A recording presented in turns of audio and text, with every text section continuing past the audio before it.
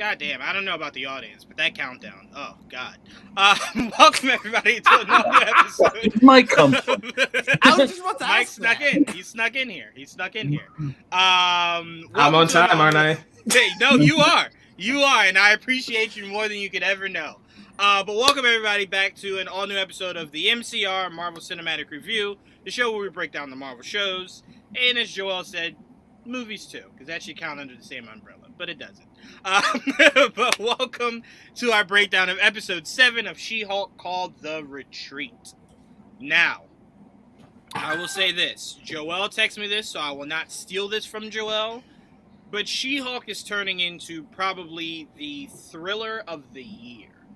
And what I mean by that is, ain't a motherfucker not named She Hulk I trust in this show. I was even telling Joel, I don't fucking trust Nikki. I don't trust her. It's up north. I don't trust her. I really don't. You don't trust Nikki or Pug? Nope, I don't trust none of them. Nope. Why not? Here's the funny thing. And Joel can speak to this because I told him this maybe a month or two after we started to become friends. I don't trust people that nice. I don't. To me, if you're that nice, I can't fucking trust you. Sorry. Can't do it. Nope. Can't do it. I just started trusting Joel yesterday. It took the full 6 years. Yeah, it took the full 6 years. But all jokes aside, let me introduce my panel before we jump right into it. Starting off with Didge. What's up, Didge? Oh, not much. Ready to talk this episode. I feel like I say the same thing every week. It's okay. Joel's intro becomes shorter each week. So eventually, he's just gonna do this. That's it. Sometimes he just takes a breath.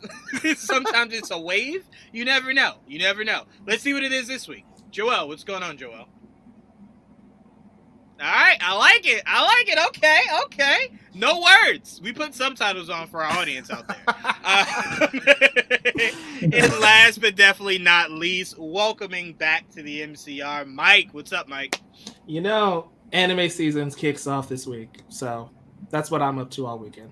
That is so freaking true. Not wrong. So freaking true. This week? Yeah. Pretty much. And by the way, before we completely get off, I gotta ask Mike and Didge something. Is IGN put out their top 30 or 25 anime? Oh, that list was rough. Yes, that list was so... And here's the crazy part. Me and Joel only knew like 5. And even the 5 we knew, we were like, I don't think... I knew more than 5. Don't disrespect me. I'm sorry. I knew 3.5. Joel knew at least 10. It's one of those lists where you're just like, I don't even watch anime, and that does not look like it. Yeah, no, that list was... Bro, when you first look at it, you're like, Dragon Ball Z 23 out of 25. I'm sorry. What the fuck? Is that like the granddaddy of all anime? Why the fuck is it so low? That's what a lot of people were upset about. They were like, how is stuff that sort of influenced other stuff lower than Right. It made no fucking sense. But all right, guys, we're here for Haters. She Hulk episode 7, The Retreat. Didge, I'm going to start off with you, man. Are you starting now to just assume everybody is out to get Jin, or are you slowly getting to that point? I mean, I think the only person she has on her side is Nikki. I don't know if anybody else is like trustworthy. Like, it seems like everybody has an ulterior motive for what they want from her. Pug is just out here trying to get his Iron Man 3s. I don't know why y'all not Pug too. Pug too. Actually, I take that back. You're right. Pug too, because he's right. Pug just wants shoes. No, Pug y'all are skipping Pug's real motive. His real motive is to get as many people in that secret bathroom as possible. That's his true mission. He's a voyeur. That's truly what he wants. As many people in that secret bathroom. The best shitting experience for everyone. If Pug does want to use her for anything, it's to find the Avengers. It's to find more Avengers because he thinks that they'll get him shoes easy. Yes, that is true. His motives are not nefarious at all. But that is true. Everybody else, I don't know. Like even Blonsky, him at the retreat. It just everything felt shady there. It did. It felt so shady. Wrecker just comes in out of nowhere. Right? Like he pops up. That bothered me a little, Didge. That she didn't really give that any more thought. Right? That the guy that did a sneak attack against you is now in the same room as the guy that was trying his best to kill your cousin, right? And it's like no part of you thought, is there something connected here? I think on some level that it did, especially initially, and then they just sort of killed her with kindness so much, and they were trying to basically build her back up after Guy didn't show up. Right. So I think it was that they sort of disarmed her, especially all of her, I guess, skepticism, and it just everything felt off. They were too nice. See what I mean? No. See what I mean? No. See? No. See? No. But I like the episode. Like I said, it's one of those things where what I like of the series, everything, it's sort of encapsulated. So like, sure, there are little things that maybe you would miss, and that happens in most sitcoms anyway. Like there are little things that you're like, oh man, I should have seen the episode leading up into this.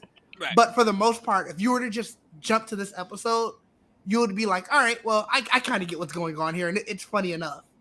So like that's what I really liked about the episode, and that's what I like about the series overall.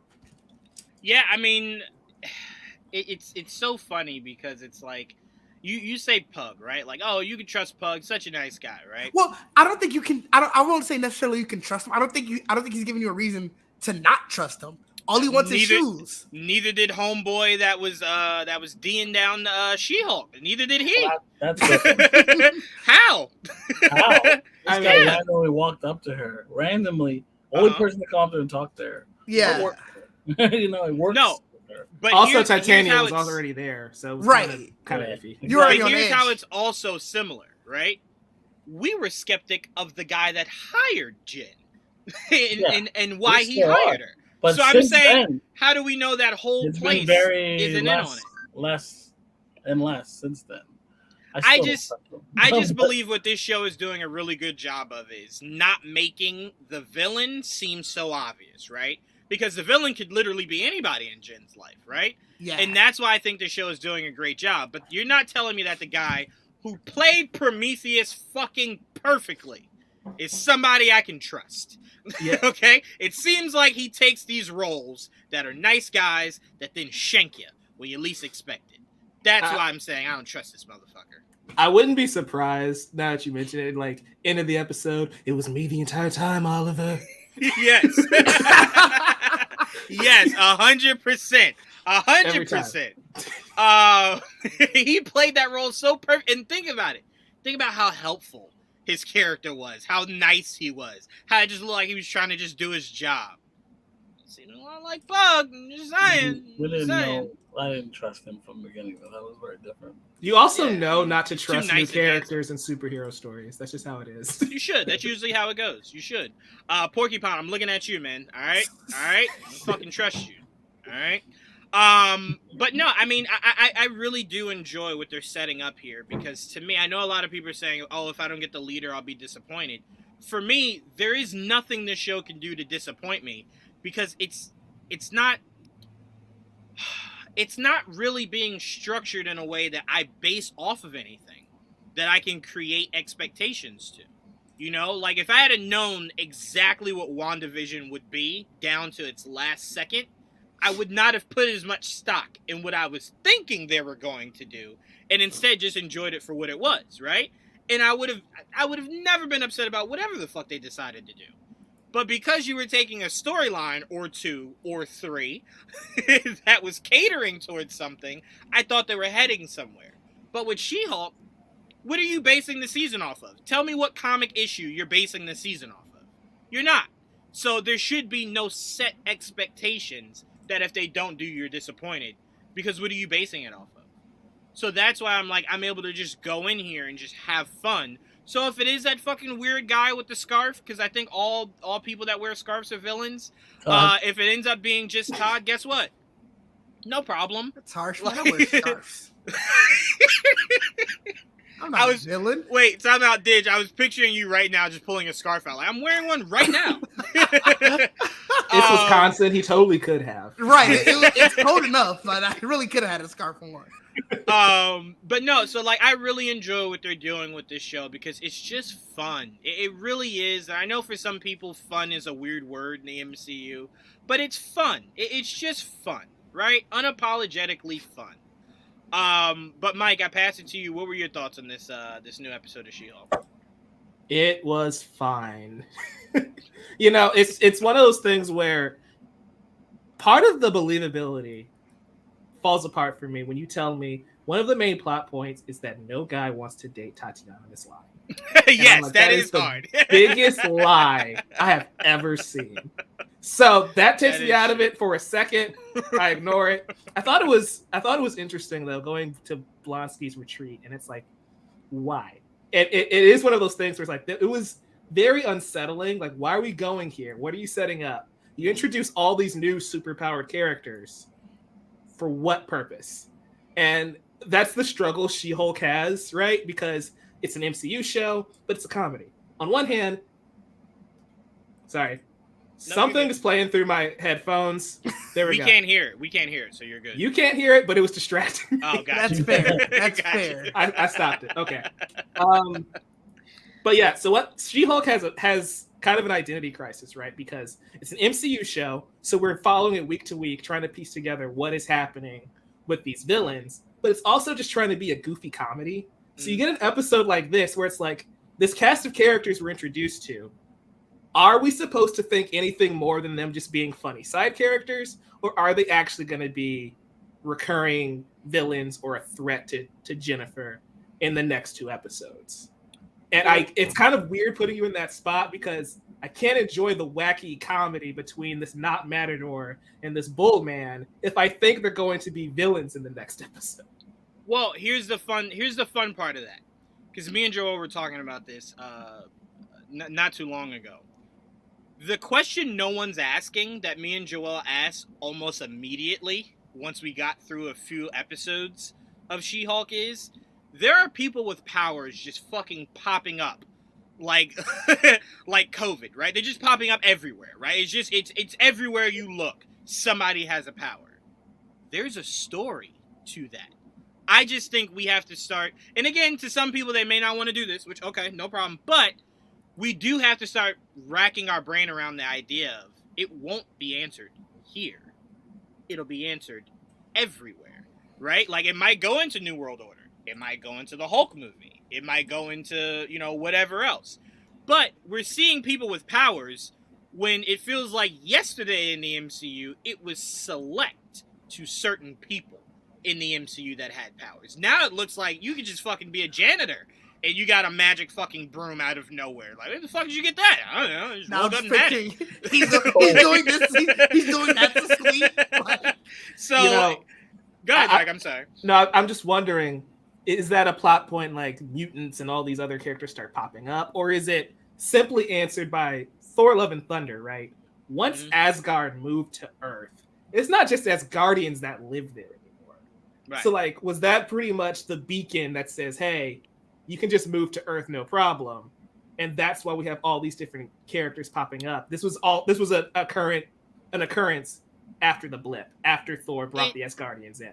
It may be that, or it may be, maybe the intelligentsia has operated on a lot of people, right? Have tried to create their own version of a super villain or whatever the case may be. And this is the result of it, right? Obviously, we know the guy from last week, he was alive. He's been alive for forever. He's a fucking mutant in the comics. We're supposed to believe that without being told he's a mutant here, because, again, if you've lived this long, it kind of just makes sense. Being a mutant is what you are. Like, maybe it's one of those things where, like, after the Asgardians showed up, they're like, okay, well, clearly the Asgardians are here. We know that people with powers or people just extra normal people are around. I feel more comfortable being myself now. Right. Yeah, like, maybe it's one of those things. Maybe, but I Maybe mean, if what Mike's saying is true, I like it because it's a callback to Fury, saying once you landed here, Thor, right? It is. It lit a beacon for everybody to go, Earth seems like they're sweet. Let's go fuck with them, right? So it'll be a callback to Fury kind of shouldering even more of a responsibility in the MCU. He's like, I fucking told y'all, and nobody took me seriously. I told you, but your little stupid blonde ass landed here. Everybody else would try to come here, and look, they're here. the fuck are we gonna do now? It's a double callback too when you think about it, because what does Korg say at the end of Ragnarok, right? Before Asgard blows up, he says, "We'll rebuild Asgard and it will be a safe haven for all aliens." Right. Yeah. And then it blows up. But Yep. they rebuilt Asgard, and guess what? Not just Asgardians live there. Right. Now all these other superpowered individuals show up. Plus, we had Skrulls for like 30 years in the MCU that nobody knew about. So I'm not that surprised that we have all these folks popping up now. Right. You know the Skrulls right after Captain Marvel was just like, yo, they sweet down here. Y'all want to come? Y'all They're want to bring calling the all their homies? people. Yo, bring the fam. Bring everybody. It's like, you sure? I ain't gonna do shit. Come down here, dog. If you're human passing, you can make it fine. It's like, don't even worry. What's his name made them think we're all friendly. Fuck it. Just come down here. They're not suspecting anything. But Joel, what were your thoughts on this newest episode of She Hulk? It's a fun episode. I really had fun with it a lot, mainly because of the 4 new characters they introduced. And they're outrageous looking characters. They're just very what the fuck when you see them. Like, very loud costumes and accurate costumes to them as well. And I had to look up a couple of them because I've never heard of some of these people in my life. Man-Bull for once. Man-Bull is a Daredevil villain in the comic books. Mm-hmm. And he says it even in the show that there was an experiment gone wrong, whatever the fuck. And that's it. It's a long story. And I love that. It's a little throwaway line. Like, look, it's happened. He was an experiment gone wrong, basically. What's his name? El Aguila, Spanish dude, is a mutant in the comic books. And he was a character that he interacted with the Heroes for Hire. Then you have Saracen is a Blade villain from like the old 90s, so we don't know if he's apparently up the when you're talking to Blonsky, he's like he thinks he's a vampire. He doesn't even not even sure. And then Porcupine, I believe, is an Ant-Man villain. And as you saw, yeah, it's just one of those like, what the fuck are you wearing and why? And how do you? It has to stink, like it has to so bad in that suit. So bad. But I did love the interaction between the 4 of them, and then Wrecker coming in, and you're like, bro, that gave it to me. As soon as he came, I'm like, she thought the same thing because she fucking ran right after his ass. But they talked too bad. Yep. But that's the first thing that popped in my head. I'm like, bro, there's no way that's a coincidence. This motherfucker just walks in out of nowhere. And last week we were all asking, can we trust Josh? We wanted to because we feel bad for Jen. But at the end of the day, we couldn't fucking trust Josh either. And I'm like, I knew it, but I was cheering for him, or for her really, that he would be a good dude. But as soon as he ghosted her, like that same, by the time he didn't answer the first time, I'm like, he fucking took her blood. I knew it when she woke up naked. I'm like, oh, he fucking probably took her blood. That's the first thing that popped in my head, and it's exactly what ended up happening. It's like, god damn, you can't trust anybody in this show anymore. And it's like, now I have trust issues because I'm gonna be. Now I hate all men. I'm gonna be honest with you. I'm gonna be honest with you. The first thing I thought was, oh shit, somebody from the intelligentsia got him, right? Like they grabbed him. They kidnapped him. Right. Because I thought that's what they were gonna show. Like at the end, like after he went in, I thought they were gonna show him coming out and them grabbing him, right? To try to use him. I thought the ending was going to be them trying to use him to use Jen. I didn't think he was part of it the whole time. That's nice. No. Only because, like she said, and that's why I said for people that don't like this show, you have to at least respect the writing. She said it even in the episode. He was the only one that appreciated me for me, not for being She-Hulk, right? But when you think about it, that's why. Again, I know everyone's gonna say, "Juwan, shut the fuck up. You're out of your mind." But that's why I think. That's why I can't trust Nikki, right? Because think about it. The original plan was to get blood while she was She-Hulk, right? And we saw in the last episode they were using a different needle to pierce She-Hulk's skin, right? And it seems like somebody alluded to, why are you trying this hard? Why not just try to get her while she's Jen and her skin isn't impenetrable, right? And it just seems like before Jen gets into these crazy schemes or relationships or whatever, Nikki is always right there, right there before she either goes on a date, has something go wrong. That's and her again, best friend. Yeah, But I it's get it's her before best she friend. was She-Hulk, though. I get it, but if Before. you're telling me that you could plant somebody as her hit and run, we'll call it, you can definitely plant a friend. But also, 100%. but Nikki was Before her she friend was before She-Hulk, She-Hulk. Yeah. 100%. And I'm saying if Why? you think You Nikki plant? can't be How had, long you been on my ass? For 6 years? I don't trust Yeah. you now. I mean, That's you what. should. That's really what it is. Where it's like, You if should. anything happens to Juwan, we're just got to be like, well, clearly it was Joelle, and it's like 100%. that's not how I'm that telling works. you. I'm telling you guys that right now. If I disappear, it was Joel. I mean, it's simply put. There's no other way. There's just no one else in my life that knows me as well as Joel does. So yeah, just know Joel did it. But no, all jokes aside, I kind of just feel like Nikki could be had. She could be fucking had. She could be had. There's She some could- picture I she could saw be with had. her with like A scarf? Was it a scarf? I no, knew like it. I a- fucking knew it. Oh, a okay. pentagon. I don't know, like evil, like Pentagram? yeah, something like that. Yeah, I was like, is that real? I was wondering because I was seeing it float around. She did have some Hitler Is she books. a witch? Just- Those books were very dark. I was Did like, you just ask if she was a witch? yes, I did. Trayvon, did. are you making people witches now? I'm just look. That's the first thought I had when I saw that picture. I was like, is she a witch? To Very quote Jesse interesting. Pinkman from the hit show Breaking Very Bad, interesting. he can't keep getting away with this. If she's a witch, y'all won't. Look, I won't let it go. If she's a witch, woo. y'all pick it up. Trayvon, like I told you last week. No, I'm sorry. Like I told you Monday. I'm starting to just stop doubting you because the doubt is what makes the shit happen. So if I just accept it, maybe it actually formulates to something that makes sense rather than the Look. chaos that you ensue. You So saw I'm what just I like, know. yeah, okay, sure. Remember, sure. I was first one to know some damn books. I was like, hold on, them books now. What- Yeah, there was what- some dark ass books, that's for sure. I was like, wait a minute. Weird selection of books there. Yeah. I'm just I saying. will give you that. There's some what the fuck books. Like, why are you reading that? Weirdo. But no, I really do think this was a great episode because I think what it's starting to do is just make Jen feel more comfortable with the idea that, you know, she is a great person, right? Inside and out. But she might want to just be She-Hulk all the time, right? That might just be an easier pill to swallow for life going forward. It's just, hey, if I can't trust a motherfucker going forward, at least I'm always on guard, right? I don't have to get on guard. That should probably already be the ready. only reason. Because the whole thing to me, it seems like it's trying to get her to like accept yourself for who she is as Jen. Right.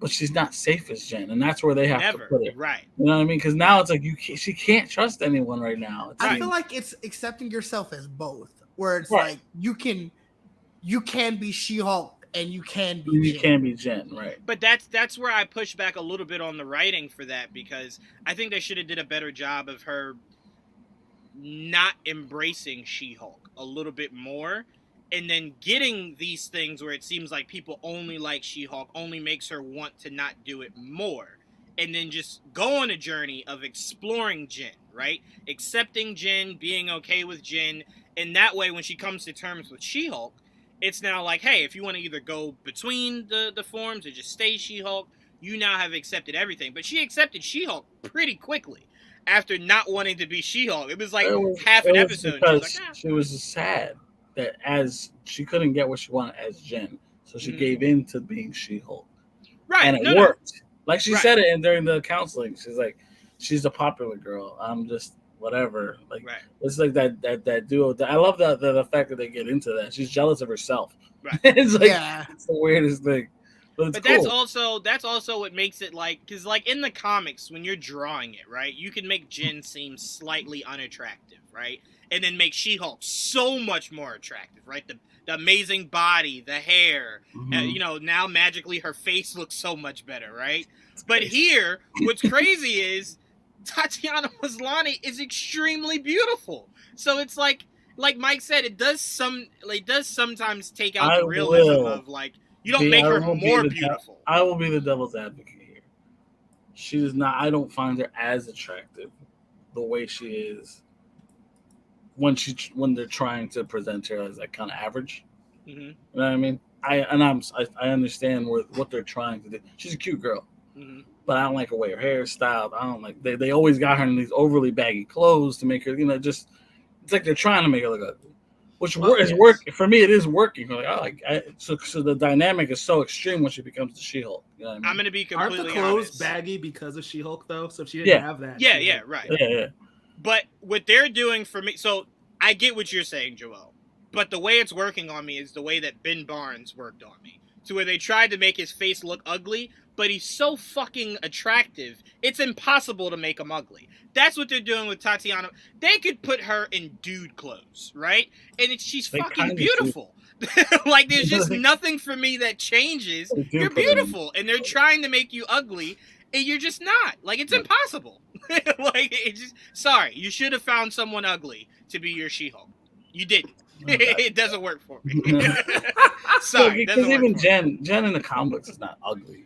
No, not at all. But you see the clear difference between how Jen looks and then how they put so much into how She-Hulk looks. It is very. That's what I'm saying, right? And for this, and it works for me, who I don't find her as attractive like that. I just don't. Tell you right now, I would have been the one to text first if Tatiana Maslany gave me the time of day. I'm texting 5 seconds after we done. I'm texting 5 seconds after we done. Hey, so how was it? It's like, are you sitting next to me texting? I just wanted you to know I'm always here. Okay, you don't have to worry about anything. I made myself a key. It's like, oh wait, I wasn't supposed to say that. Anyway, Trayvon, it's hard out there for a simp. Man, I'd be simping so hard. Let Tatiana Maslany do a New York Comic Con. Guarantee you, I am being handcuffed, maced, beat, all kinds of shit. All right, I'm just letting you know. I did start with you though, right? Yeah, you started with me. All right, making sure. All right, Trayvon, round this out, man. You enjoyed this episode, which brought me and Joel a lot of joy. We like when you like things. So walk me through. No, I'm sorry. You're right. Yeah, you are right to be skeptic. We like when you like things that we like. That's what I should have said. I think you interpreted my tweet the wrong way. Oh boy. Oh, you know what? You are right. I should have known you are a very sarcastic person. So you're cute doesn't mean cute. It means not, no. Good job for trying. Good job. You tried. Yeah. Okay. So I'm sorry. I apologize. So we're gonna skip over you and just move on to. No, I'm sure. Go ahead. What are your thoughts? On I didn't hate it. It just felt like filler. I don't know. Like, okay, I get it. Every episode feels like a filler. Okay. No, the last two.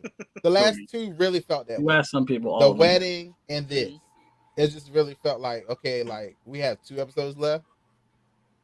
I really do think it was a real big mistake in teasing Daredevil like they did, and on the trailer. For some people, yes, it would be. I just think it was like you teased that way at the beginning, so you have people like I get it. You got people to watch it. I guess the first couple episodes. It's not get them to watch the whole thing, but it's get them to watch a couple. No, some people are just like some people are literally waiting until somebody tweets Daredevil and then they'll go watch it.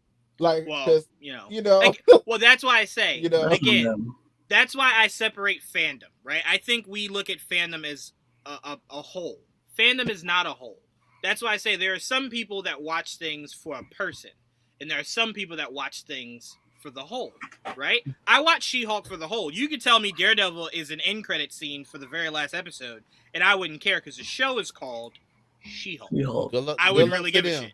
Right? To them if they do that. But again, if you're only watching She-Hulk for Daredevil, I would tell you they announced Daredevil was getting his own series before She-Hulk came out. You could have just waited the entirety for a Daredevil series to come out. I don't know why you put so much stock on Daredevil in a show called She-Hulk, knowing that he was only going to be I won't say a cameo because he's not going to be a cameo, but a co-star. We'll say a co-star for when he appears. He's going to be a co-star. See, that's fine if they didn't put it they didn't put it in the trailer. It was just a rumor, that you can expect it. But after you show us that, you show us the helmet. I'm like, you gotta play it a little bit. You play it too much. But I don't know. The episode was, like I said, the episode was cute. I guess I don't know, like. Her going to this retreat and like trying, figuring out how to accept herself. I just feel like they're just more of rather than something so just more tearing her down. Like, hey, be She Hulk, and then your life will be great. That's what it seems like they're trying to tear her down. That doesn't seem like that at all. But okay. That's what I feel like. Like they make her life shit without being She Hulk. That's what you're in her mindset though. That's the problem. Well, that's why she's going counseling. She's obviously has issues. Right. Trayvon. She went to one retreat because she didn't want because her car was broke. They talked her into it. Yeah. Well, she didn't go to the retreat because her car was broke. She went to the retreat because that was her job. Yeah. Because Blonsky. Yeah. She stayed because they fucked up her car. Right. Well, let me ask you this, Trayvon. Every week I try to ask you this, and I'm trying to see if you remain consistent with it. What were you looking for this episode to give you that you feel as though it did not give you? Daredevil. He said fighting. Something that they're not. It's fighting, not. Like She-Hulk fighting. Yes, like she's She-Hulk. Like I want to see her. I want to see her use it. I don't know. Like it's walking around the suit at the law firm as She-Hulk is not enough. It's just not. He's not here for the comedy. He's there for the action, which it's not. So wait, you're saying you want to see more She-Hulk? Yes. You feel like you haven't gotten enough She-Hulk? Nah, I definitely have not. So I feel like this is probably the biggest disconnect between Marvel's audience and the adaptation, right? Marvel is basically just doing what She-Hulk comics tend to do. I hear that. But Marvel's audience, who hasn't read She-Hulk, is not up for that. Correct. And so you're at this weird crossroads of, do you betray what She-Hulk as a character is and just turn her into a Hulk clone where she's smashing all the time? Or do you embrace the commitment? No, I know that's not what you said, but I'm saying as Marvel, what do you do? Like, what balance do you find to make everybody happy? I guess my comparison, if I had to make one, and I'm going to try to make a good one, so bear with me, Trayvon, is that when you're watching Captain America, the First Avenger, right? Mm-hmm. That's introducing you to Captain America, right? Which is why towards the end is when he's officially Captain America and you get all that shit, right? But what's one thing you've never had to do after that movie? Is question, how much Captain America am I really getting in this movie? That was never a question, right? Because they've already introduced him. So I'm thinking if you just get past the idea that this is a table setter for the character of She-Hulk, the next time you see She-Hulk, guess what?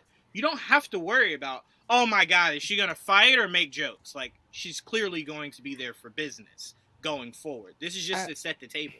See, okay, I hear you when you say that, right? Mm-hmm. About when we see her again, right? Mm-hmm. We have a problem with the MCU right now where we get these characters and we have no idea when we're going to see them again. So it's right now, like, I have no idea when I'm going to see Shang-Chi again. I have no idea when I'm going to see the Eternals again. I'm just telling you, that's how I feel. When I'm going to see Moon Knight again. I'm just saying. Listen to me. Got a point.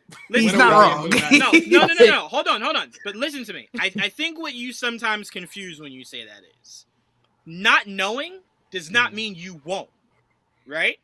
And all we're trying to tell you is between now and Secret Wars. 5 years. No, between now and but Trayvon, why do you think that if Shang-Chi came out last year that they have to immediately give you a sequel the next 2 years? That's not usually how it works. Tell me when maybe they don't know yet. Maybe they don't know yet, Trayvon. They have no idea. They're trying to piece the shit themselves. Listen to what's happening with Blade. Listen to what's happening with Blade. Which no, because here's the thing. Here's what I know about you, Trayvon. If they announce Shang-Chi tomorrow, and Shang-Chi was going through all the problems Blade is, you would have a fucking fit. You would have a fucking fit. Because you would go, well, now is it coming out? So many problems. Are we even going to get Shang-Chi? So wouldn't you rather them just wait to when they have everything figured out and start to place things together? You know what my mindset on Blade? So when they announced him, right? It's been how long ago now? What, 3 years? 2 years. You gotta stop with that. There was a COVID. I'm just saying. A year and a half. You don't see that. From the world. Hold on. Go ahead. They announced it, what, 3 or 4 years ago, right? Not 4. Definitely like 3 years. It's been enough. Like now all these problems. Like, who knows when we're hell of a team? I'm like, so it's like I just don't. I'm pushing Blade out of my mind because I honestly don't know if it's gonna happen. That's how I feel about that movie. You should, but here's the thing. You should view Blade. They ain't told me Shang-Chi yet, Eternals, nothing. I love how Jawan said you would do this, and you convinced to do it. I tried to tell you that's what Trayvon does. That's what Trayvon does. No. And I think that's the best way to do it. So when they come out, you'll be surprised and happy and shocked. It'd be awesome. I'm just saying, Trayvon. I still don't think Gotham Knights is coming out. I'm just saying, if let's say at the end of Black Panther, right? Let's say Shuri's our new Black Panther. There's no doubt it's Shuri, right? Let's say that movie ends and they don't say Shuri will return. I don't think we have to then fear that we'll never see Shuri or the Black Panther again. I think that just means they don't want to say that if they don't know what they want to do for Black Panther 3. They don't know where Black Panther's going to, like, is he going to be in secret? Like, you know, they're just trying to figure shit out. At least we've seen her a few times. Yeah, so, yeah, I kind of get got Moon Knight and Shang-Chi literally not even a full year ago. Well, yes, a full year ago. I'm sorry. Yes, it's a full year now. Just a year, Trayvon. To Trayvon's point, though, established characters we don't have to, have any concern with, but when you look at the reception of She Hulk or Eternals, I do kind of wonder, like, how are they really going to make a proper sequel, or are they going to try and integrate them somewhere else, or just leave that plot point alone? Here's the thing: Thor's been shitted on since the day he arrived in the MCU, and we've had Thor 4 more times than we thought we would have.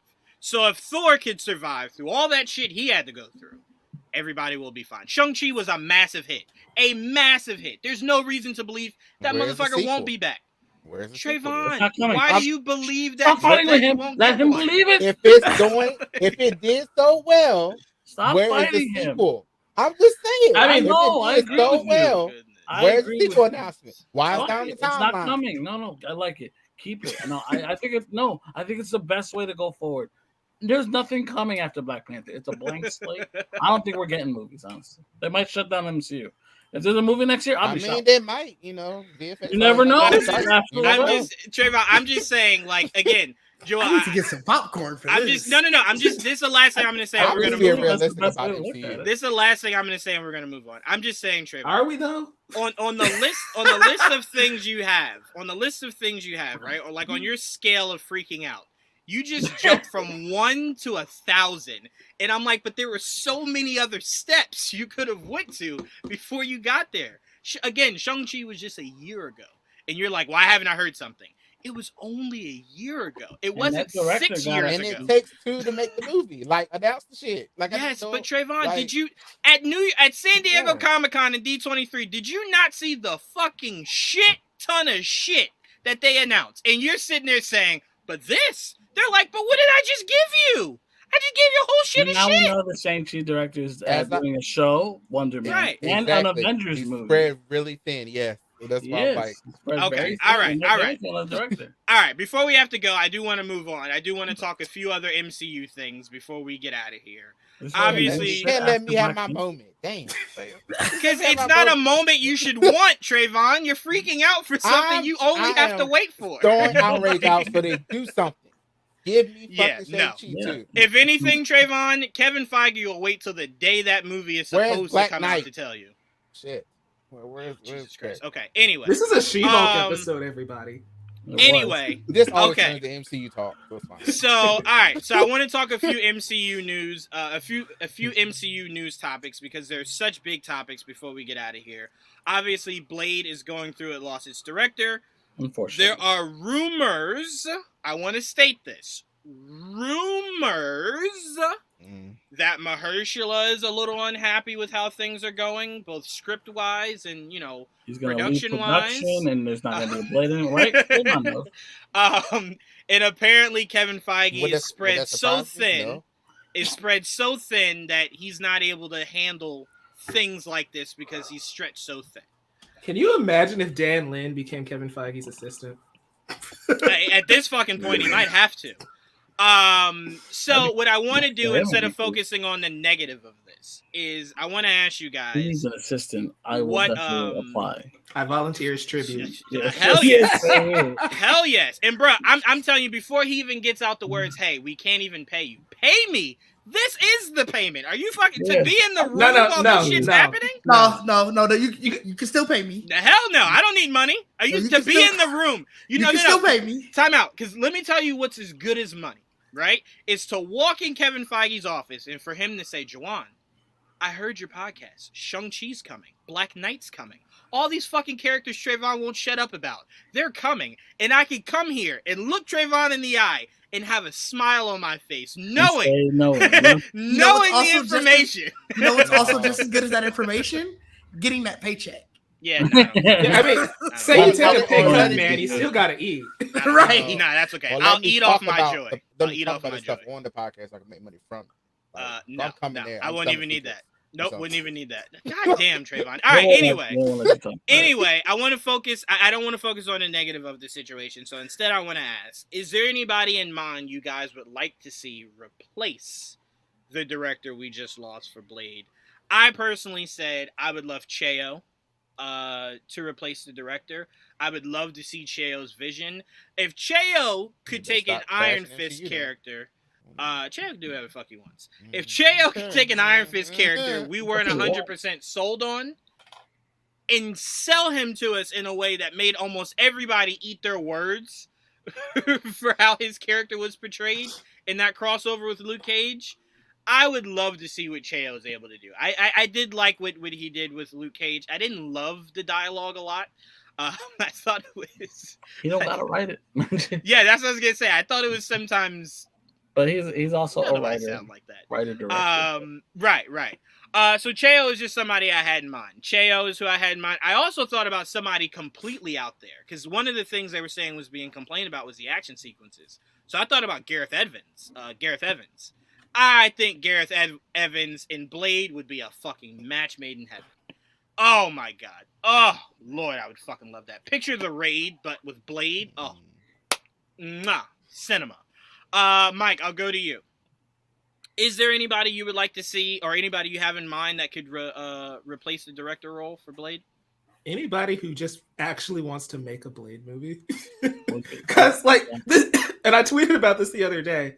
Blade is such a weird movie because it's the only one where Kevin Feige's like, yeah, this actor came to me and we wanted to start this project. It's like, so is there a plan for Blade that you already had mapped out?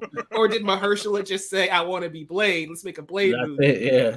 Mahershala might have sped things up. Like, Kevin might have went, I was never planning on doing Moon Knight anytime soon. And it's like, well, I want to be Blade. Fuck. Okay, so Ghost Rider and Moon Knight. Let's start working, guys. What do we got? It's like nothing. Right. It's the one movie that doesn't fit in this multiverse Kang saga.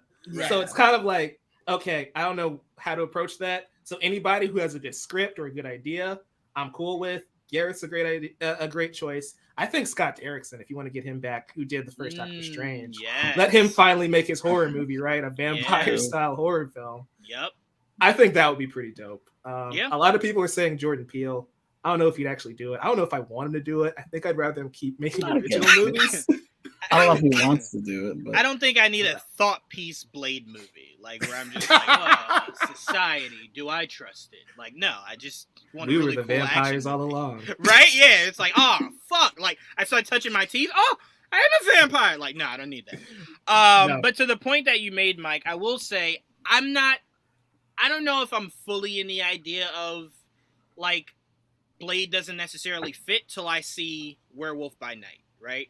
Because Moon Knight confused me because it didn't do a good job of issuing in the Dark Universe. It just kind of blended in more so to where we already were. So I'm like, Werewolf by Night seems like it will set itself separate from where we are continuity-wise as far as storyline for the entire MCU. It's something different, right? So I'm like, if Werewolf by Night can completely nail that and usher in a new era, Blade will be a fucking walk in the park, but I gotta see Werewolf by Night first. And if that's good, what if we get composer and director Michael Giacchino to come back and do Blade?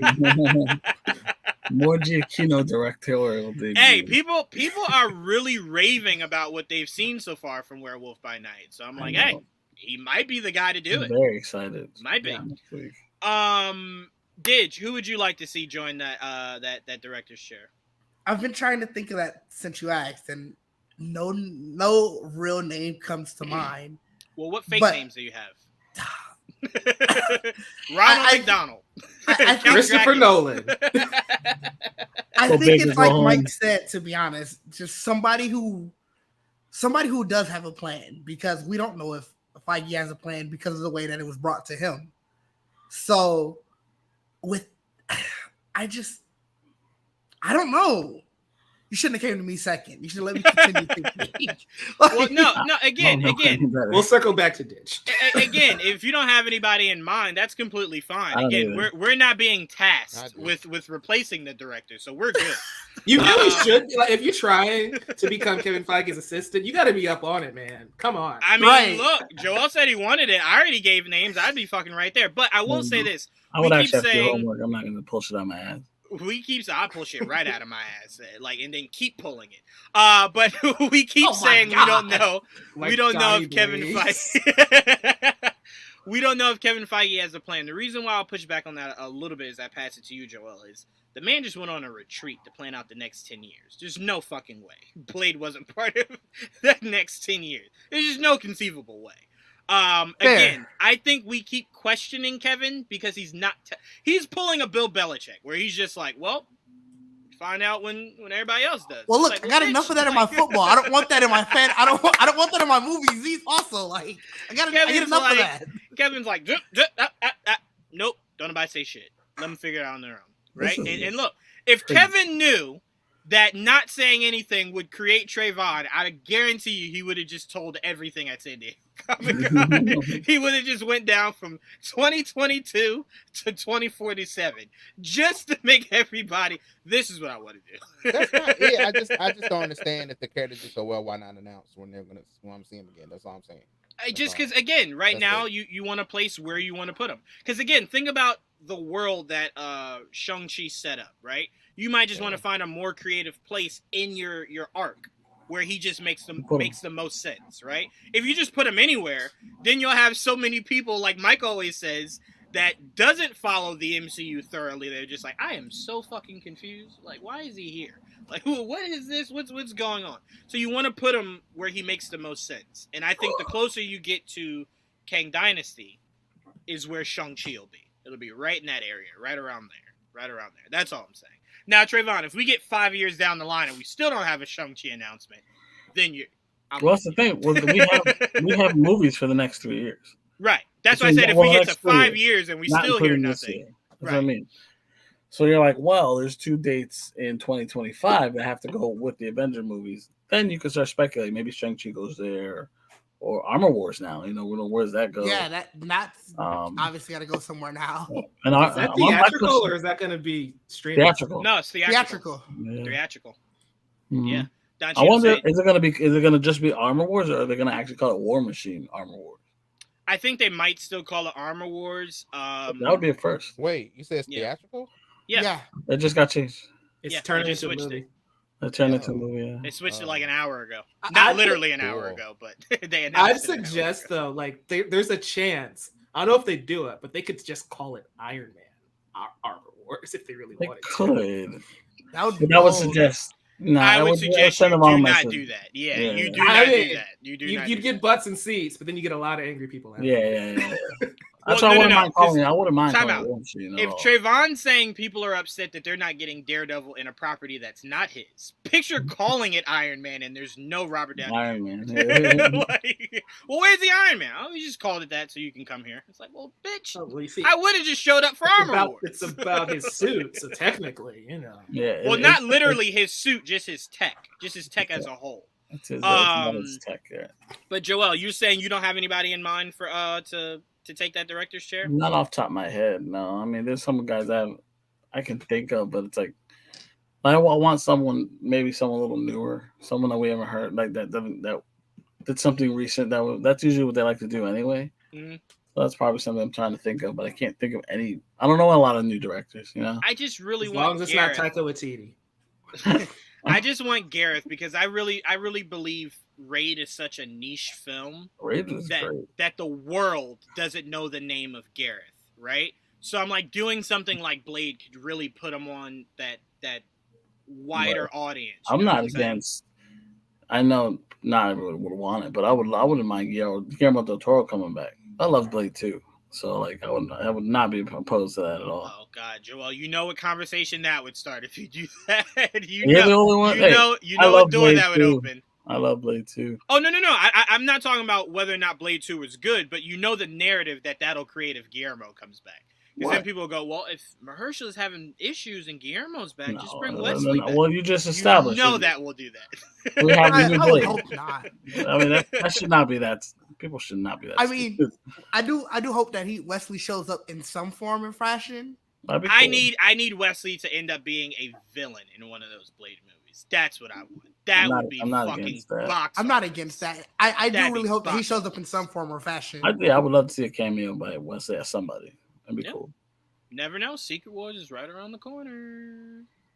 Mike, you're muted. You're muted, Mike. Sorry. Mike's spitting bars. No, I'm saying we had Tobey Maguire, Andrew Garfield, and now Hugh Jackman coming back. Wesley coming back I feel like that's gonna happen, right? Yeah. I mean, again, with Secret Wars right around the corner, all of these things are so possible. It's not off the table, right? It can't be off the table. It's so possible. And to me, I think you shouldn't wimp out and not do it. Go full bore, right? So that people can get one last shot of glory before they are forced to have the new regime shoved down their fucking throats, right? Let them get a last taste of the old life before they have to accept what the new world order is, right? Yes. Oh, before they have to embrace the new world order. Right. You bring out Hulk Hogan. Anyway, Trayvon, what was the director you had in mind? David Leitch. Oh, yeah. Yes. I like that. I like it too. I like it too. It seems like they were going for more person of color for the director, but yeah, I mean the man has the intangibles to do it. Man is one of the hottest action directors out right now, so it's like, well, why not? I really had a lot of fun with Bullet Train. I'm looking at like I didn't know it did Hobbs and Shaw, but apparently did that too. I had fun with that too. That's not shocking. First, you know what'd be good? What's her name? Did Woman King? She did good. I was impressed with that movie. Oh yeah. Oh. Yeah, he was supposed to do the the Black Cat and Silver Sable movie, I believe, before that got completely tanked. But talk about an upgrade. Yeah, Trevor, I really do like David Joel. I really do like that choice. I've heard nothing but amazing things about the Woman King. I like both of those picks. You know, to me, both of them are flawless transitions because I didn't know who the fuck the last director was. So to get a director that I know would be an awesome upgrade. Yeah, I didn't know who he was. So for me, it's like when it's like, well, he left. I don't know who the fuck he is. So sayonara. That's almost three. Not in a row, but we lost the Doctor Strange director, Scott Derrickson. Right. Then we ended up losing Fantastic Four. Right. And now we lost Blade director. So it's not like it's the end of the world, people. But to be fair, the Spider-Man, John Watts, isn't necessarily a loss because apparently the rumor is he's going to continue the Spider-Man movies for the year. Yeah. So he just stepped down from doubling down. Fantastic Four, it's a loss. Right. So they had to start over. Shackman's in. We know Shackman. It's not like it's a big loss. Right. So I'm excited at least. And again, I didn't know John Watts before the first Spider-Man movie. So me neither. I didn't know John Watts well. All right, last bit of news, guys, before we get out of here. Deadpool 3. The announcement of all fucking announcements. Out of nowhere. Or distraction. It was a distraction. From what? From the Blade news. Oh my goodness. Kevin said, put that shit out right now. But see, Trayvon, even though even though I believe you are somewhat being tongue-in-cheek, see how you aren't able to accept anything? Because you were just saying 3 weeks ago, why aren't we hearing nothing about Deadpool 3? They've been talking about it for fucking forever. What's happening with it? It's been forever since Fox sold over. Why did you make Trayvon sound like a fake Chris Rock? Look. Because he be a comedian sometimes with this shit, did you? I felt vindicated because he admitted it in the video. He said, we've been doing it for a long time. Very long time. Yeah. Like, yes, you have. Yes, the fuck you have. Well, but Trayvon, you can't put that on Marvel's shoulders. He was talking about this was his plans when it was still Fox. Right. I hear so from Fox to move to Marvel, you couldn't just throw in Deadpool. But you now know when, Trayvon. Like, why? It's never good enough. You see, it's never good enough. It seems like they're allowed to do what they were planning to do in the Fox movie anyway. Right. So it's not like they had to completely rewrite the script. Right. They just maybe had adjusted certain things to fit the new narrative. You know what I mean? I liked a lot of people's theories that since Wolverine, as we know from the comics, he does not lose his memory, right? That's the one thing that does not get wiped no matter what his body goes through. He can kind of... Go ahead, I'm sorry. I mean, a lot of it, memory loss is a big part of his... Yeah, I was about to say he loses memory quite a bit. No. I mean, when they sent him back to the past, in Days of Future Past, they did that with the idea knowing you'll retain everything because it's hard to wipe that from Wolverine. Well, that movie. Well, again, it happened. It's canon. What the fuck do you want from me? It's canon. I'm sorry. If Hugh Jackman is returning, that shit is canon. It ain't no Fox canon. I know what you're saying. I'm just saying. No, I'm saying Fox canon is the movies, not necessarily the comic books. Oh, yes. Yeah. I'm sorry. Like how Kitty Pryde can send people back in time in the first place. Yes, that is not comic based. Yes. So what I'm saying is a lot of people are going with the logic that it's essentially like an adventure to the MCU, right? Like they're going through the MCU to get to today. And as they're going through the journey, it's kind of funny because it's Wolverine remembering the stuff from before as they're going through. So I'm like, I love the concept of that.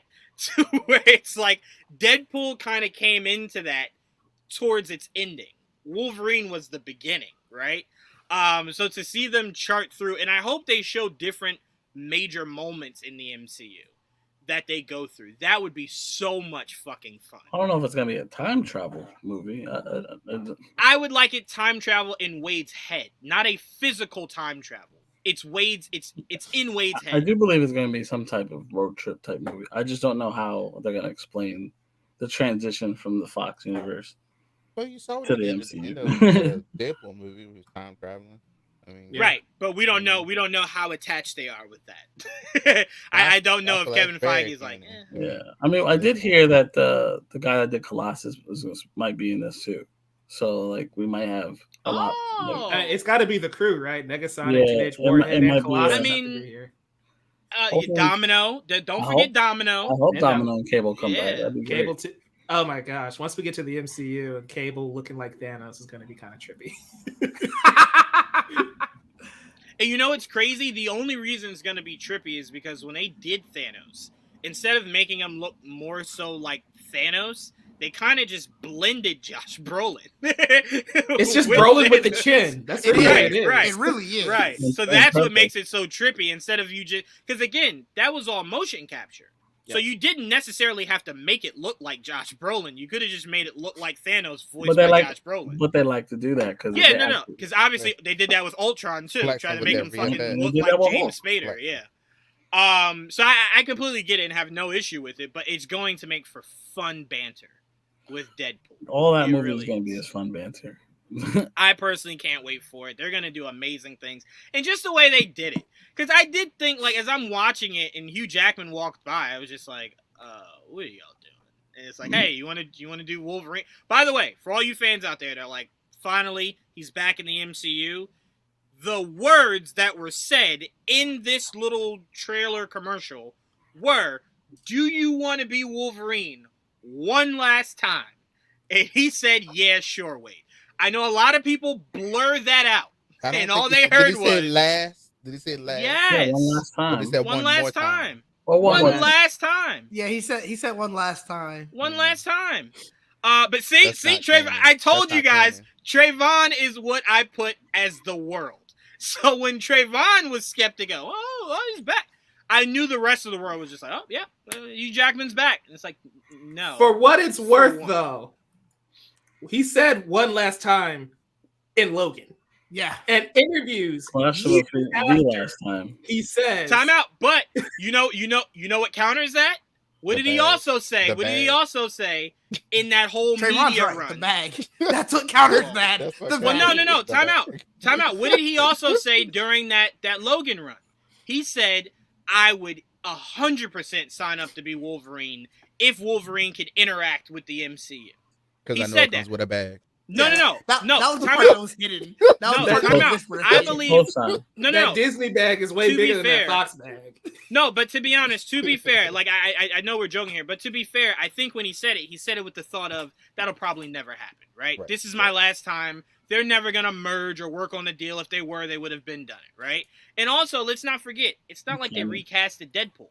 That is his best fucking friend in Hollywood, right? I think he would 100% do that for Ryan Reynolds if Ryan Reynolds asked him, right?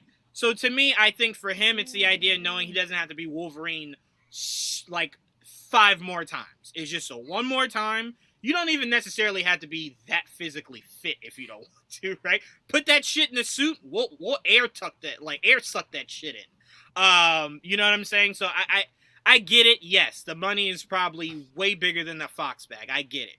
But again, there are other moving pieces. He spoke on working with the MCU, and him and Kevin Feige go back to '98. And also Ryan Reynolds is his best friend. So those things do matter also. But Didge, I want to go to you really quickly. How excited were you to get this news out of the fucking blue? It was interesting because I didn't expect it at all.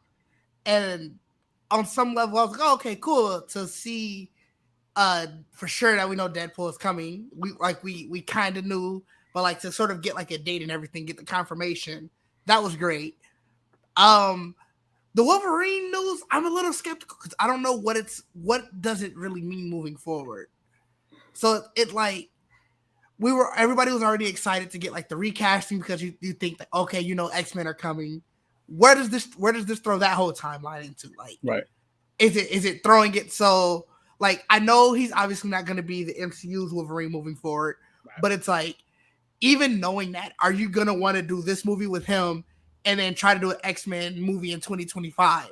Or are you gonna say like, well, we need to wait a little longer because it's still a little too fresh? And it's like, well, I just don't know. To me, as long as you market this movie the same way you marketed No Way Home, you'll be fine.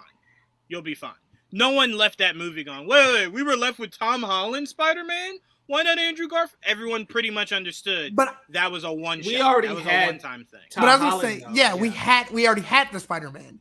This one's a little different because we won't have an MCU Wolverine yet. I get you, but no, I'm sorry. Go ahead, Mike. No, I'm gonna say I'm pretty sure there's a reason for that because if I remember correctly, there's something in the Fox contracts that say these actors will have to play the X-Men until I heard that, yeah.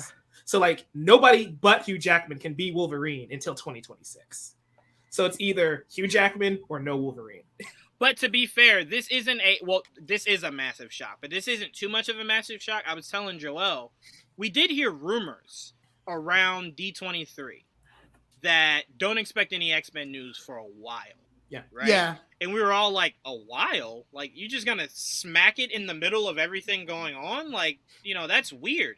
And now this makes sense. Now it makes sense that you don't want to usher in the new X-Men while you're still charting an old X-Men, right? So now it makes sense that you want to do this, let Ryan have his fun. Because I believe this pitch is what Ryan brought when they were saying, okay, we'll bring you into the MCU. I wholeheartedly believe this was Ryan's pitch. And Ryan was very firm on wanting to do this. And I think Feige didn't really fight him on it, right? He was like, okay, all right, fuck it. I think this will be great. We're doing a whole multiversal saga. This fits right in. Right. Just like Sony selling the idea of bringing back the other Spider-Man. It wasn't hard to conceive because we're doing a multiverse. So it fits perfectly, right? So I believe that this was a selling point for Ryan. So it's allowing Ryan to still believe he has that same freedom he did over in Fox. You can do what you want. You can have your fun. But once this comes out, everything Deadpool going forward will have to be catered fully to what's happening in the MCU. There is no more of yesterday. It's only today and tomorrow, right? So that's why I'm saying, Didge, after this movie comes out, remember, by the time this movie comes out, we'll have had somewhat of a better idea on the concept of the word mutation in the MCU, right? I believe Namor's coming in 2 months. We may hear a little bit about that, right? Or what that means. And then I think it'll start to trickle between now and whenever, not whenever, in 2 years when Deadpool 3 comes out. A little less than a month now. Shit. Right, less than a month. Shit. So I think questions will be answered about mutants going forward. So when you introduce the MCU's mutants, I think everybody will kind of catch on of, okay, I get it. This is the new. I think we're going to be introduced to mutants in general before we even get the X-Men, Right. which is, I never thought we'd get that, honestly. Because we're already getting him as Marvel. Like you said, Namor already, they've admitted that he's a mutant. So some of these fucking characters in S.H.I.E.L.D. have to be mutants. You know what I mean? That's what I'm saying, yeah. I mean, it just seems like that's where they're going. And if you are, you'll have made mutants 100% clear, so that when you introduce the X-Men, we're like, oh, well, we kind of understand who the mutants are. We just kind of need to know how the fuck did this exist this entire time, right? Or was this just it happened, right? So seeing them explain that'll be fun. But I think by the time we get to X-Men, let alone, because remember, Didge, giving an X-Men movie does not mean you have to give Wolverine. True. You can give me an X-Men movie minus Wolverine, and that's how you should do it. So if you do give us an X-Men movie and then you introduce Wolverine a little bit down the line, makes it even easier. Mm-hmm. Can you imagine if Wolverine debuts in the Hulk movie? That's what I'm saying. That'd be ballsy. That'd be really fucking ballsy. Especially if he comes back angry. You'd be catering to so many fans' needs.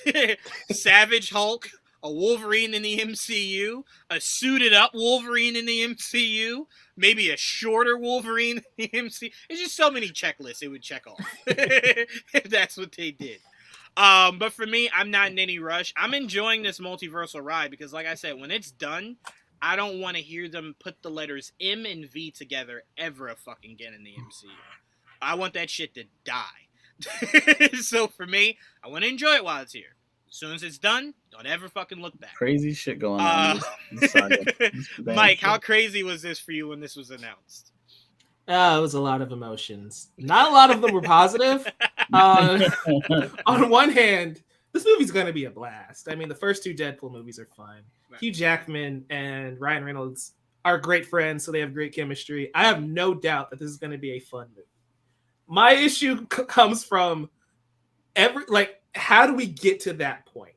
And on one hand, you could just say it's a prequel. Logan does take place in 2029. Mm-hmm. You can just easily ignore that stuff.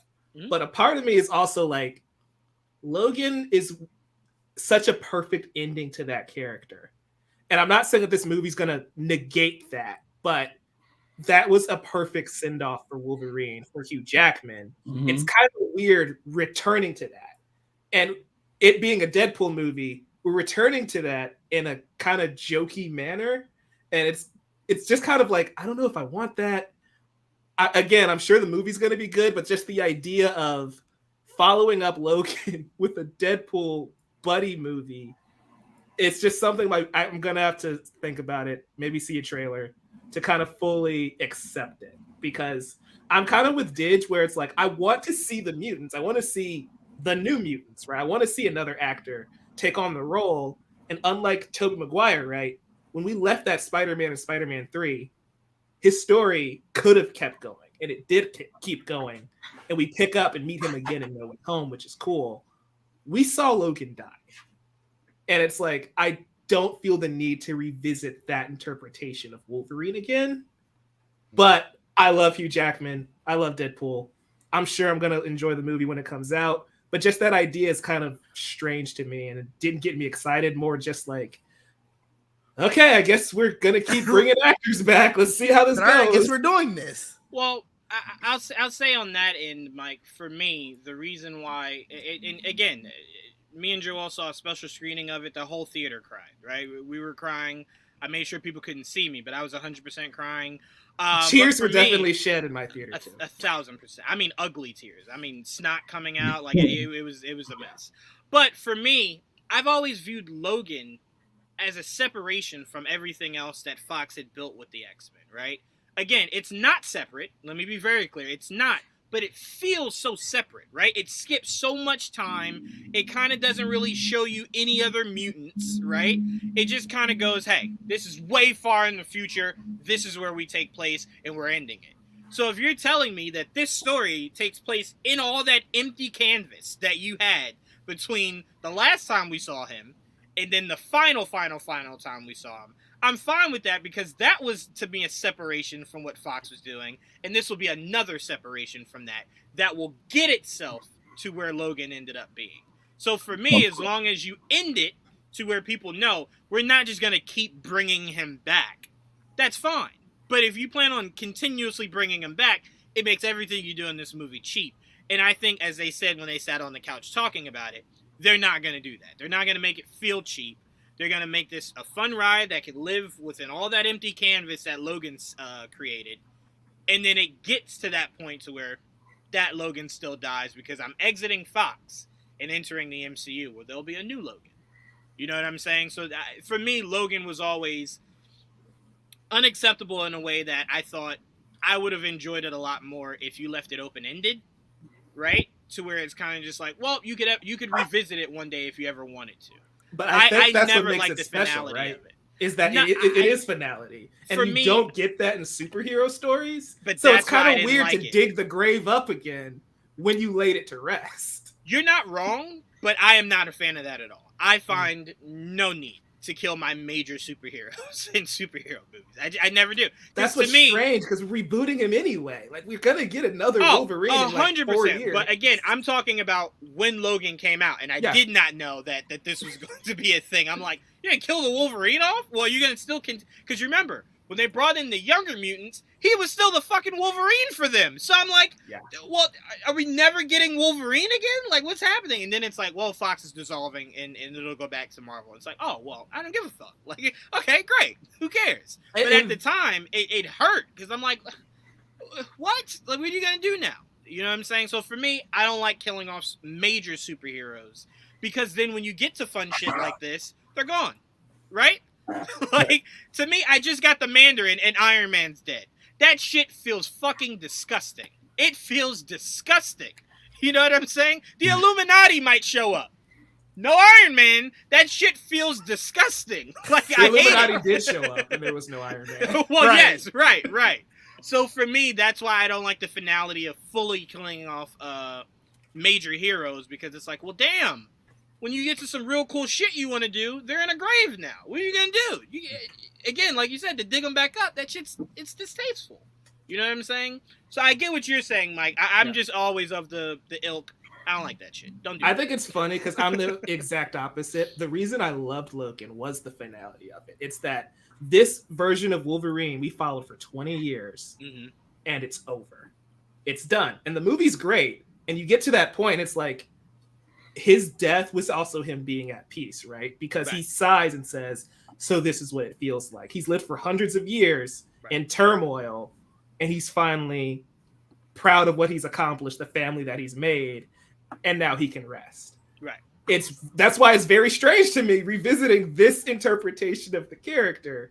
If you paired Deadpool up with a different version of Wolverine, like the new actor playing Wolverine, I'm cool with that. It's just really weird because Hugh Jackman's Wolverine, again, we mourned his death, had his funeral and everything. And even if it's a prequel or an alternate timeline, it's just kind of weird. It's like seeing Robert Downey again as Iron Man. And if you don't remember the death, the director, he tweeted it out for you. You can go watch it there. Well, he also tweeted again. Shady. He tweeted again saying, guys, relax. I was joking. Blah, blah, blah, blah, blah. So, yeah, because he's still getting that Disney bag for Indiana Jones. Somebody text him. I'm not arguing that. I'm just putting it out there. He was petty. He did tweet again. But Joel, as I pass it to you, it was definitely funny. It was funny, but he needed to stand on it. Just say I was being petty. I mean, you're never gonna get any. Nobody that's petty ever stands on being petty. They always try to. Or you just don't. You just don't tweet again about it. You be petty and then go on. You drop it and move on. Act like you didn't tweet it. No, Didge, because as Joe Budden says, a phone call was made, and Kevin called and said, "Hey, bitch, what the fuck? Say sorry." He's like, "All right, Kevin made the should call." But do you want Indiana Jones to end up like Batgirl? right. I cancel that shit now, motherfucker. Okay. I'll put Harrison Ford in my Thunderbolts, and they'll forget Indiana Jones happened. But Joel, as I pass it to you, I think one of the biggest reasons that for me it's important to do this with Hugh Jackman is I think it was extremely unfair that just as Deadpool was created, you were getting rid of one of the best parts of Deadpool in the comics, and it's his relationship with Wolverine. So you essentially were charting down a path of robbing us of some of the best chemistry you could have ever had in that entire Fox X-Men universe, with letting us get to see Hugh Jackman's Wolverine and Ryan Reynolds' Deadpool, right? Because X-Men Origins didn't happen. I know people are sitting there like, "What? That movie didn't happen. That's an alternate timeline. That shit doesn't exist." America Chavez got rid of it. But for me, I think this is riding a ship. Obviously, Kevin Feige worked on the first X-Men movie, where he was being told fuck costumes or comic accurate costumes. Wasn't he the one sneaking Hugh Jackman comics when Bryan Singer wouldn't let them have them? Yes, he was. So I feel like this is all coming full circle, Joel. Like, do you feel that like it's coming full circle of us finally getting all the good shit we thought we could have gotten 20 years ago? Well, this is we live in a fantasy world, that feels like, when it comes to movies. Like, everything we thought wouldn't be possible is becoming possible, and it's like, it's like, this is insane. My thoughts, my feelings toward it was also very mixed. Not that I wasn't happy, because this is something I've been waiting for a long time. But I made peace with the fact that it wasn't going to happen. I wanted this years ago when it should have happened. But never got it. I've always wanted to see this version of Deadpool with that version of Wolverine, specifically Wolverine in his yellow suit. That's kind of like what should have always happened. We never got it. Yeah. He dies because Logan, happened. Loved Logan. I was my favorite interpretation of the character because it was raw. It was R. I finally got to see him cut people's heads off. It was awesome. He went berserker. He went berserker Wolverine. Yeah, he was berserker, but unrelenting and unedited. Unhinged. Yep. They let him go crazy like he was supposed to. Yep. That's what was the favorite part. Like, it was R, and I like Wolverine should be R, and at least when it comes to violence. And the idea of having that with Deadpool would have been hysterical and great, and we just they just never got it to sync. And then they got bought out, and we're like, "Oh fuck!" Well, they're definitely starting over. But then we all heard that Deadpool's coming back at some point. Ryan's not getting. They're not going to recast it. They're just too new of character, and just too perfect. We'll roll them over at some point in some capacity. We don't know in what capacity. So we come to this point, like, we've known for a while Deadpool 3 was going to be on the docket. We just didn't know when. And that February date was there for the longest time, and they came and they gave us all the movies coming, and they skipped over the February date. Like, this is just a date in the middle of all this shit that they didn't. Now we know, because it just like maybe a month ago, it moved from February to September, and now they fill it, and it is Deadpool 3. And they announced Hugh Jackman back as Wolverine in this movie, and you're like, what? This is fucking madness, because, again, it's a character I put to bed. Yep. I'm fine. I love the way it ended with Logan. I didn't need to see him come back ever again. I'm cool with that. Plus, it gives us a chance to see a new version of the character that I'm also looking forward to, because they as much as I'd love Hugh Jackman versus Wolverine, there's a lot of shit they didn't do right. So, I would love to see this version do things that version didn't get to do. You know what I mean? Mm-hmm. So it's awesome. I get to see a new version of Wolverine, a whole new version of the X-Men. Give me my X-Men. I grew up an X-Men fan. They were one of my favorite teams till this day, right?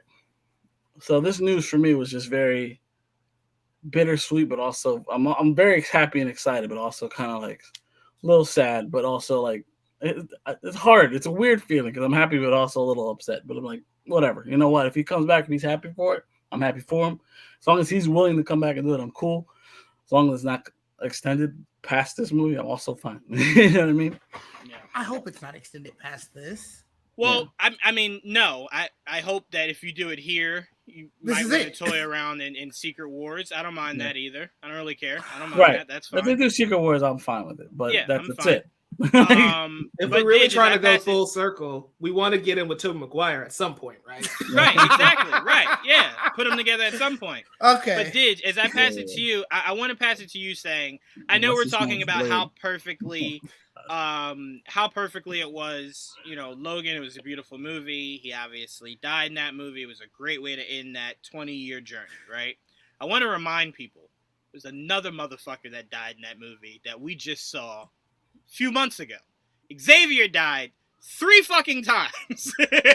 And they dug that motherfucker back up, put him in a different universe, and we said, yum, yum, yum, yum, yum. Right? So I think I'm the only one who was mad about that too. I'm like, you brought this man back to kill him again. If you remember, he died twice in Fox. He did. Into the MCU. Died. So for me, I'm like, the motherfucker died twice in Fox, and we brought him back. And everybody was like, all right, fuck it, right? So for me, I'm saying they did it with him, and I would argue his death was just as hurtful as Hugh Jackman's death with Logan, right? Logan, yeah. Yeah, so for me, it's like, to me, that hurt just as much, right? You know? Him being at peace. Obviously, him creating the old man Logan arc instead of Logan like he did in the comics, him killing all the mutants. That was his ability to be laid at rest. But the motherfucker got exploded in X-Men The Last Stand, came back, and we said, wait a minute. All right, fuck it. Like, all right, I'm not going to argue. Cool, whatever. Never explained it. I don't care. They explained it, but like he shouldn't have looked the same.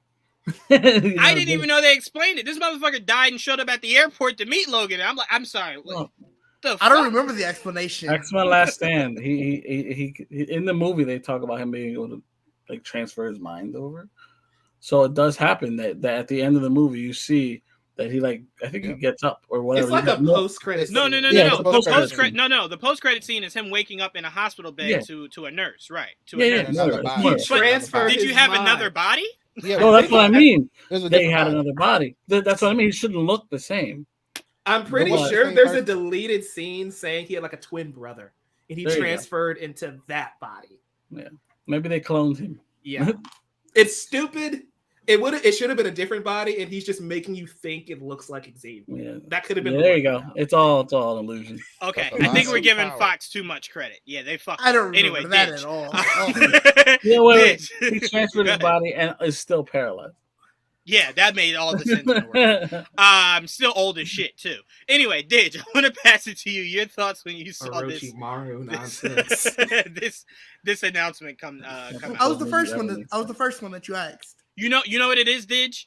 I sometimes skip you, so now I'm so nervous. I double down on you. I appreciate so it. No, I was the first one you asked. Okay, I wasn't sure. I had mixed feelings. Okay, I wasn't sure. I get so nervous now. He's just avoiding me. That's all it is. No, you gotta come after Didge. It's not. I didn't go to wrap up. Anyway, Trayvon, and it better be nice, and I better agree with everything you say. Your thoughts. What are my thoughts? What are my thoughts on? The announcement. What have we been talking about? What is my cue? Wait, what? I also forgot what we were talking about. So, were you not listening? Kinda. You were sitting here shaking your head the whole time. Yeah. Keywords. He's like Logan, Jackman. What are your thoughts, Trayvon? Oh man. I thought the announcement was cool. I thought it was funny. It's very Ryan Reynolds, very he's getting to the point where he's like The Rock, where he like has all his stuff in it, whatever he's doing. It's funny. It's funny. I anticipate to see his things that he owns in the video. So it's always fun to see that. It's like an Easter egg. Yeah, it's always fun. Yeah, I mean, I did not expect him to walk behind him like that, and I was like, when you're watching it, you're just like, wait, what did he just say? And you just rewind it again. I was like, oh shit, he's there, and they're doing it finally. I know he's really happy that he's finally getting to do that because he's been teasing in both movies, at least some kind of way, get Hugh Jackman's like face in it or something. I think it was like what he had like a paper, like like his face on a piece of paper in one of the movies or something like that. Yeah, no, like, he was wearing the magazine. Yeah, like cut out. Crazy. That was funny. So I'm excited to see that. I admit I don't like the date. I don't like this so far away, but hey, we'll get it. 2 years. To me, I'm okay with the date as long as they tell me that Red Notice 2 comes out sometime between now and then. That better be what you're fucking... Because right now he's doing a movie with John Krasinski. So clearly he's busy right now. Yeah, but I need to know that you're continuously busy. As well. Bruh, really this is why I tell people, okay, so Trayvon, you know what's going to happen? You know what's going to happen from now on? I'm going to instill in you the Jawan rule. And Joel created this rule 6 years ago. And that rule is, before you tweet it, you have to talk to us first so we can calm you down before the tweet goes out. Because the first thing Trayvon said is, excuse me, what the fuck is this?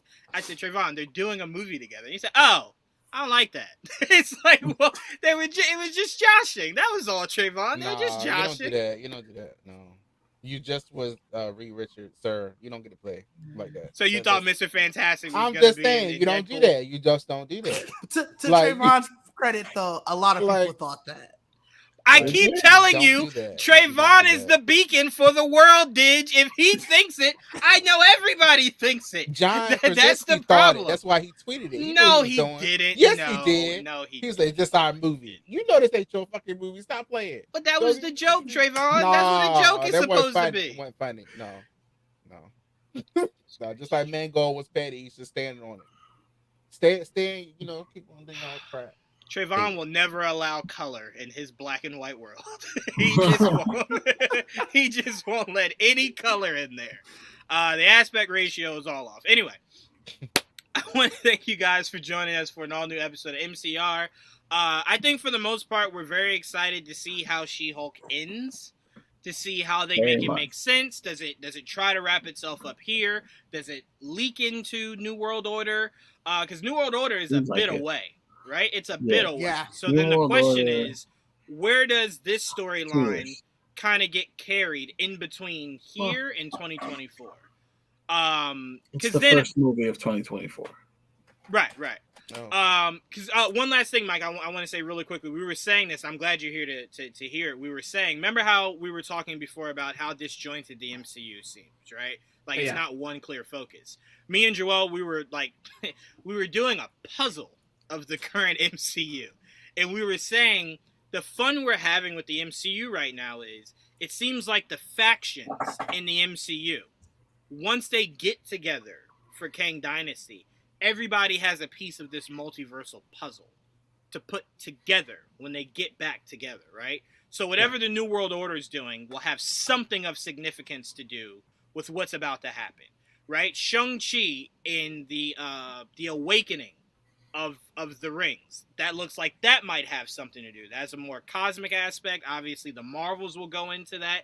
So it seems like all these different movies have a piece of this multiversal saga puzzle that when they all connect again, they'll put together, and it'll be fun to see them go, hey, do you know about the Skrulls? I never fucking heard about that. What's that? Right? And it's like, oh, did you hear about Kang? What the fuck is a Kang? What is that? So it's like everybody just coming to the picnic bringing a dish. You know what I'm saying? Yeah. So could you look at it that way, or do you still see it as being just one big disjointed mess right now in the MCU?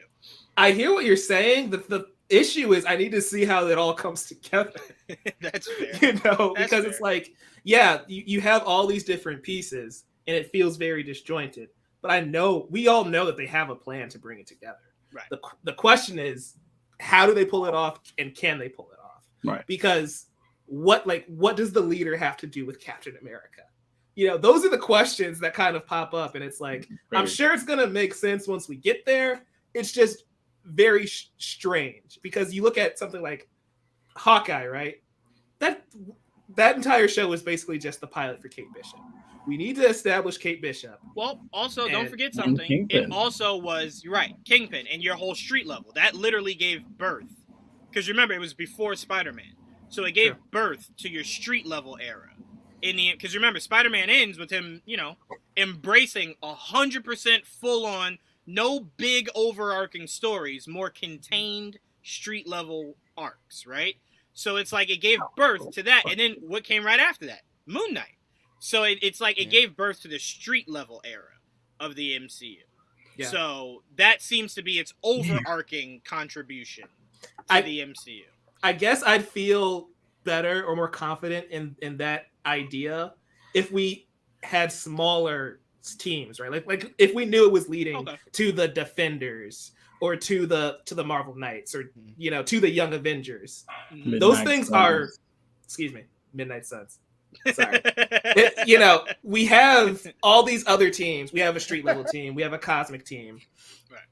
but those movies aren't announced like Avengers movies are announced. And we're speculating that we get a Young Avengers, but until I see that on the calendar, like Trayvon, it's like, I don't know where this is going. But that's why Blade going through troubles is stressful, because Blade is supposed to be our introduction into the entire Dark Universe, right? Blade is supposed to be where we see Black Knight again, right? We heard his voice. Give us him.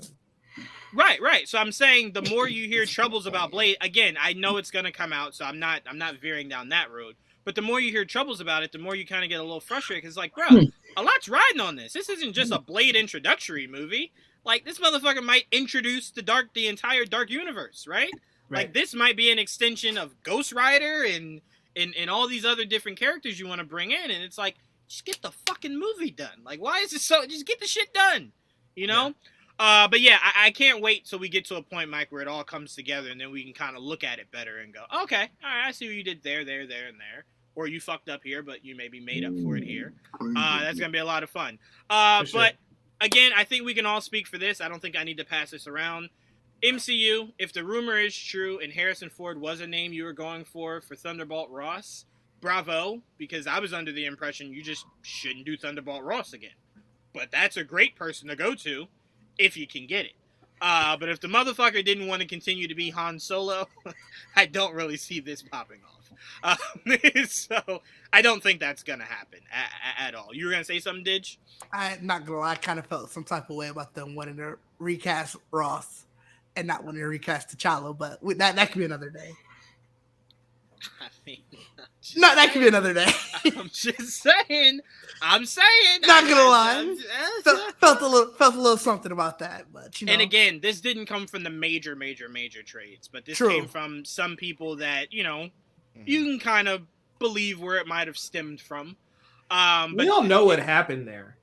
Somebody just went and said, on the set of Indiana Jones, do you want to be Thunderbolt Ross? And he's just like, what the heck is Thunderbolt Ross? No. Right. You know, in the conversation. You know that was his answer. Or maybe they pulled a fast one on him and said, hey, bitch, we were trying to reboot Indiana Jones and you won't let us. So you be Thunderbolt Ross. We'll let this shit happen. We'll let it happen, okay, old man? We'll let it happen. Contract is in there already.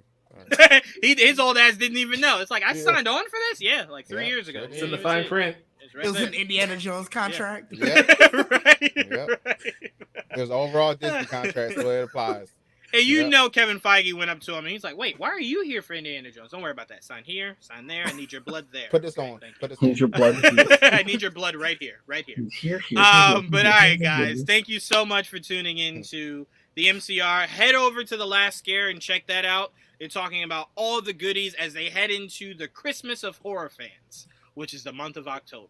Make sure you guys head over there, The Last Scare podcast. And thank you guys so much. Till next time. Peace.